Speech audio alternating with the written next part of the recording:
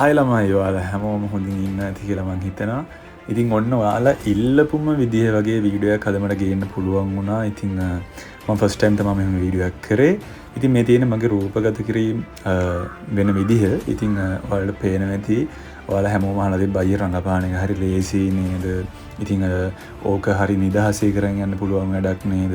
ඉතින් ඔයාලට පේන ඇති මේක කොච්චර නිදහස්ද සහ මේ මිනිස්සු කොච්චර මහන්සි වෙනවද කියලා. ඉතින් අපිව ආටිස්ලා විදියට ඔයාලා තිරේ දැක්කට ඇත්තටම මේ මිනිස්සු තමයි ගොඩක් මහන්සි වෙන්නේ මේ වගේ වැඩක් ලස්සනට කරන්න. ඉතින් මේගොල්ලන්ගේ ගොඩක් වැඩ පේන්නේ නැහැ. මේ තමයි අපේ බැක් ස්ටේජ් ඉන්න හීරෝස්ලා කිව්වොත් මම නිවැරදි. ඉතින් මේ විදිහට තමයි වැඩක් වෙන්නේ.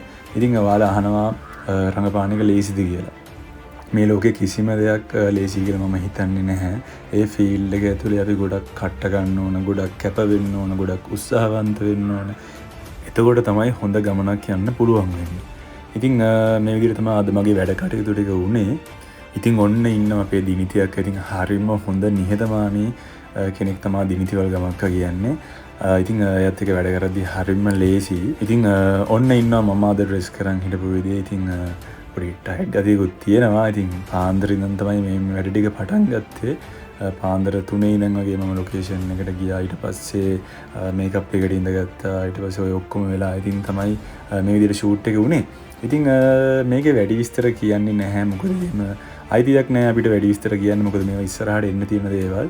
ඉතින් කතාවේ නමක්වත් මම කොහෙවත් සඳහන් කරන්නේ නැහැ. ඉතින් ඔයාලම හිතලා කතාවේ නම කමෙන්ට් එකක් දාගෙන යන්න. එහෙනම් හැමෝටම ජය වේවා.